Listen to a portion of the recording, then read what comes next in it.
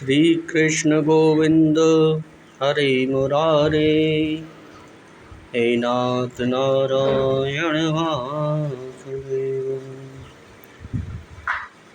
सुनिए भक्तों, आप सुन रहे हैं ब्रह्म वैवर्त पुराण, सचित्र मोटा टाइप, केवल हिंदी, गीता प्रेस गोरखपुर।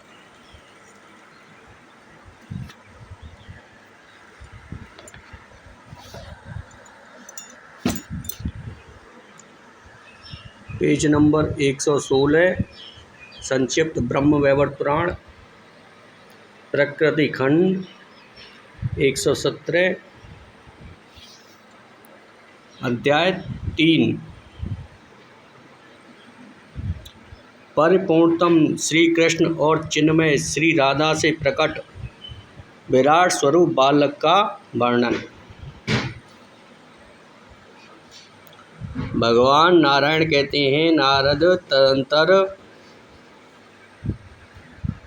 वह बालक जो केवल अंडाकार था, ब्रह्मा की आयु पर्यंत ब्रह्मांड गोलक के जल में रहा। फिर समय पूरा हो जाने पर वह सहसा दो रूपों में प्रकट हो गया। एक अंडाकार ही रहा और एक शिशु के रूप में परिणत हो गया। उस शिशु की ऐसी कांति थी मानो 100 करोड़ सूर्य एक साथ प्रकाशित हो रहे हों। माता का दूध न मिलने के कारण भूख से पीड़ित होकर वह कुछ समय तक रोता रहा। माता पिता उसे त्याग चुके थे। वह निराश्रय होकर जल के अंदर समय व्यतीत कर रहा था। जो असंख्य ब्रह्मांडों का स्वामी है, उसी ने अनाथ की भांति आश्रय पाने की इच्छा से ऊपर की ओर दृष्टि दौड़ाई। उसकी आकृति स्थूल से भी स्थूल थी, अतः एवं उसका नाम महाविराट पड़ा। जैसे परमाणु अत्यंत सूक्ष्मतम होता है, वैसे ही वह अत्यंत सूक्ष्मतम था। वह बालक तेज में परमात्मा श्री कृष्ण के 16वें अंश की बराबरी कर रहा था।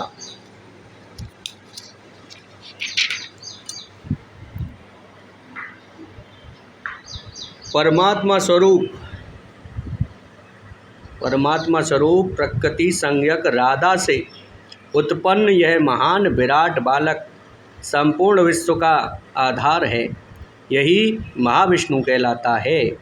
इसके प्रत्येक रोमकूप में जितने विश्व हैं, उन सब की संख्या का पता लगाना श्री कृष्ण के लिए भी असंभव है। वे भी उन्हें स्पष्ट बता नहीं सकते। जैसे जगत के रज कण को कभी नहीं गिना जा सकता, उसी प्रकार इस शिशु के शरीर में कितने ब्रह्मा और विष्णु आदि हैं, यह नहीं बताया जा सकता। प्रत्येक ब्रह्मांड में ब्रह्मा, विष्णु और शिव विद्यमान हैं। पाताल से लेकर ब्रह्मलोक तक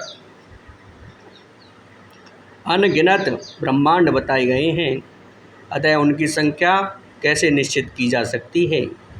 ऊपर वैकुंठ लोक है, यह ब्रह्मांड से बाहर है। इसके ऊपर 50 करोड़ योजन के विस्तार में गोलोक धाम है। श्री कृष्ण के समान ही यह लोक भी नित्य और चिन्मय सत्य स्वरूप है। पृथ्वी 7 द्वीपों से सुशोभित है। 7 समुद्र इसकी शोभा बढ़ा रहे हैं। 49 छोटे छोटे द्वीप हैं। पर्वतों और वनों की तो कोई संख्या ही नहीं है। सबसे ऊपर 7 स्वर्गलोक हैं। ब्रह्मलोक भी इन्हीं में सम्मिलित है। नीचे 7 पाताल हैं। यही ब्रह्मांड का परिचय है। पृथ्वी से ऊपर भूलोक, उससे परे भंवरलोक, भंवरलोक से परे स्वर्गलोक, उससे परे जनलोक, जनलोक से परे तपलोक, तपलोक से परे सत्यलोक और सत्यलोक से परे ब्रह्मलोक है। ब्रह्मलोक ऐसा प्रकाशमान है मानो तपाया हुआ सोना चमक रहा हो। ये सभी कृत्रिम हैं। कुछ तो ब्रह्मांड के भीतर हैं और कुछ बाहर। नारद, ब्रह्मांड के नष्ट होने पर ये सभी नष्ट हो जाते हैं, क्योंकि पानी के बुलबुले की भांति यह सारा जगत अनित्य है। गोलोक और वैकुंठ लोक को नित्य, अविनाशी एवं अकृत्रिम कहा गया है। उस विराट में बालक के प्रत्येक रोमकूप में असंख्य ब्रह्मांड निश्चित रूप से विराजमान हैं। एक एक ब्रह्मांड में अलग अलग ब्रह्मा, विष्णु और शिव हैं। और बेटा नारद, देवताओं की संख्या 3 करोड़ है। ये सर्वत्र व्याप्त हैं। दिशाओं के स्वामी, दिशाओं की रक्षा करने वाले तथा ग्रह एवं नक्षत्र सभी इसमें सम्मिलित हैं। भूमंडल पर 4 प्रकार के वर्ण हैं। नीचे के नागलोक हैं। चर और अचर सभी प्रकार के प्राणी उस पर निवास करते हैं। नारद तदंतर वह विराट स्वरूप बालक बार बार ऊपर दृष्टि दौड़ाने लगा।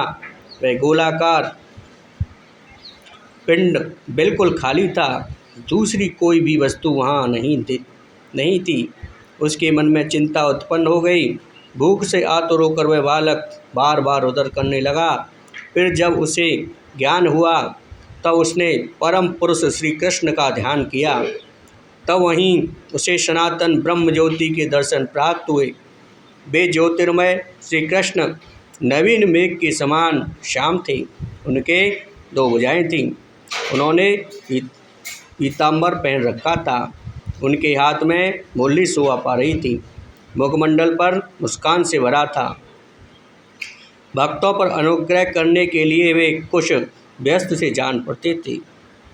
पिता परमेश्वर को देखकर वह बालक संतुष्ट होकर हंस पड़ा। फिर तो वर के अधिदेवता श्री कृष्ण ने समयानुसार उसे वर दिया। कहा, बेटा तुम मेरे समान ज्ञानी बन जाओ। भूख और प्यास तुम्हारे पास न आ सके। प्रलय पर्यंत यह असंख्य ब्रह्मांड तुम पर अवलंबित रहें। तुम निष्कामी, निर्भय और सबके लिए वरदाता बन जाओ। जरा, मृत्यु, रोग और शोक आदि तुम्हें कष्ट न पहुंचा सकें। यों कहकर भगवान श्री कृष्ण ने उस बालक के कान में 3 बार षडक्षर महामंत्र का उच्चारण किया। यह उत्तम मंत्र वेद का प्रधान अंग है। आदि में ओम का स्थान है। बीच में चतुर्थी विभक्ति के साथ कृष्ण ये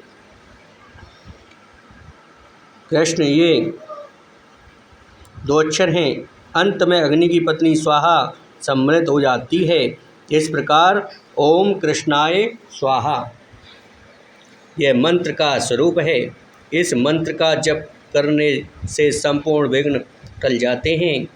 ब्रह्मपुत्र नारद मंत्रोपदेश के पश्चात परम प्रभु श्री कृष्ण ने उस बालक के भोजन की जो व्यवस्था की तुम्हें बताता हूँ। सुनो, प्रत्येक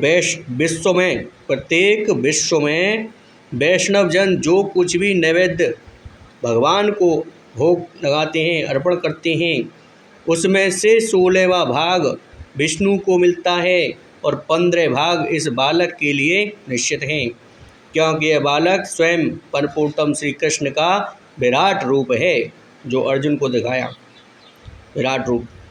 विप्रवर सर्वव्यापी श्री कृष्ण ने उस उत्तम मंत्र का ज्ञान प्राप्त कराने के पश्चात उन्हें उस विराट में बालक से कहा, पुत्र, तुम्हें इसके सिवा दूसरा कौन सा वर अभीष्ट है, वह भी मुझे बताओ। मैं देने के लिए शहर से तैयार हूँ। उस समय विराट व्यापक प्रभु ही बालक रूप से विराजमान था। भगवान श्री कृष्ण की बात सुनकर उसने उनसे समयोचित बात कही। भक्त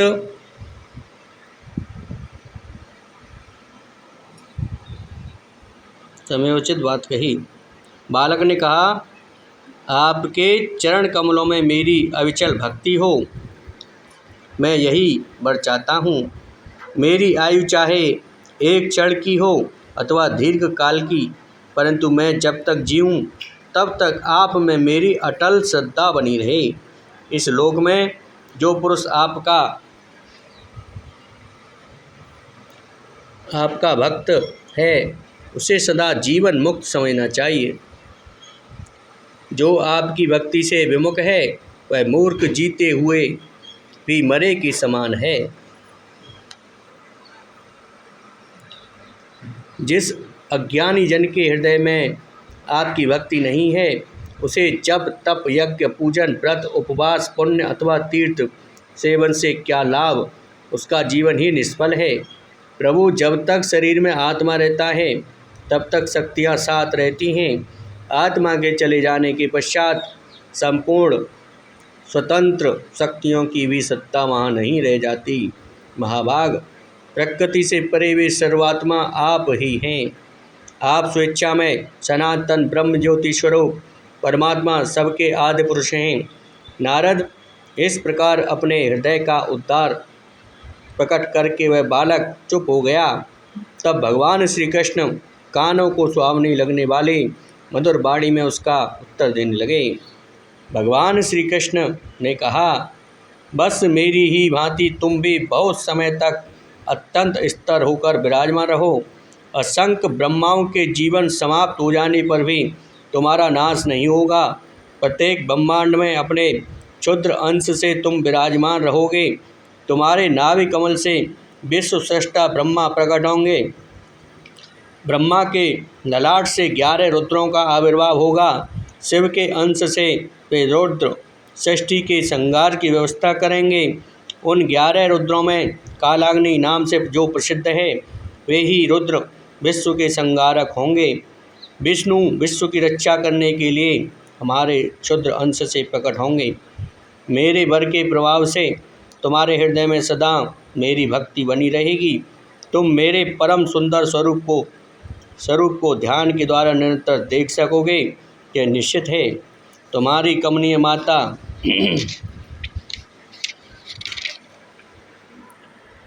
मेरे वक्ष स्थल पर विराजमान रहेगी, उसकी भी झांकी तुम प्राप्त कर सकोगे। बस अब मैं अपने गोलोक में जाता हूँ, तुम यहीं ठहरो। इस प्रकार उस बालक से कहकर भगवान श्री कृष्ण अंतर्ध्यान हो गए और तत्काल वहाँ पहुंचकर उन्होंने सृष्टि की व्यवस्था करने वाले ब्रह्मा को तथा संहार कार्य में कुशल रुद्र को आज्ञा दी।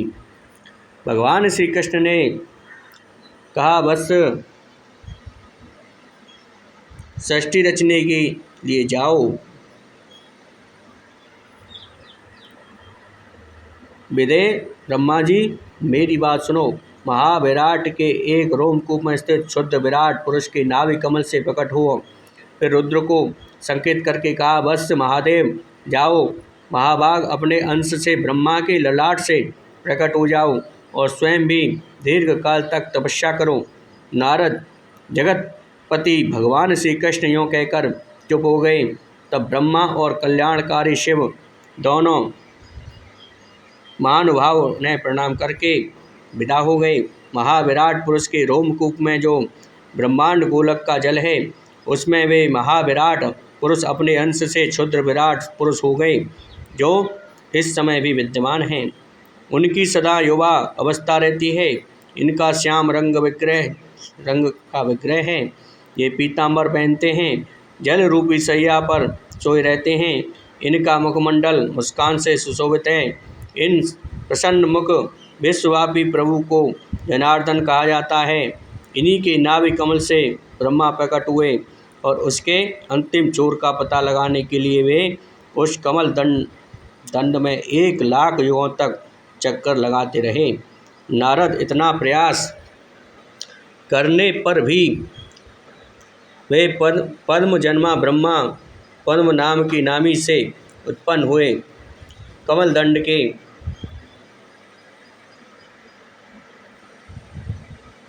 के अंत तक जाने में सफल न हो सके।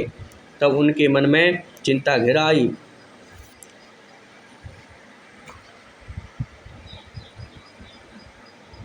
वे पुनः अपने स्थान पर आकर भगवान श्री कृष्ण के चरण कमल का ध्यान करने लगे। उस स्थिति में उन्हें दिव्य दृष्टि के द्वारा क्षुद्र विराट पुरुष के दर्शन प्राप्त हुए।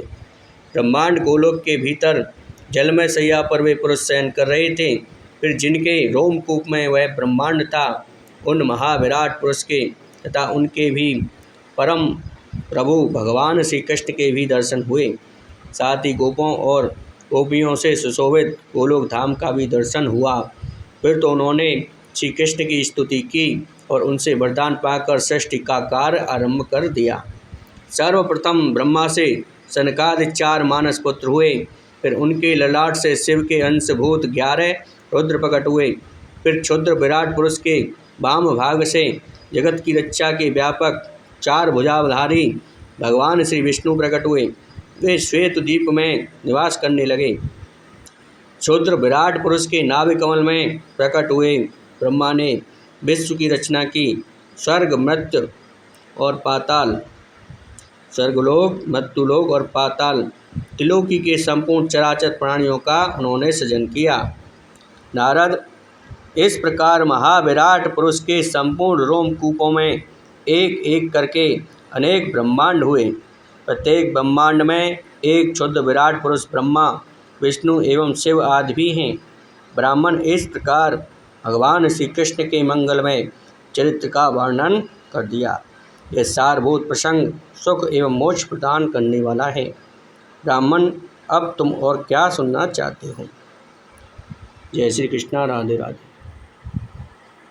जय हो भक्तों, ये प्रसंग हमने इसलिए बनाया है कि जिन लोगों को हम मुँह ज़बानी बताते हैं वो मानते नहीं हैं।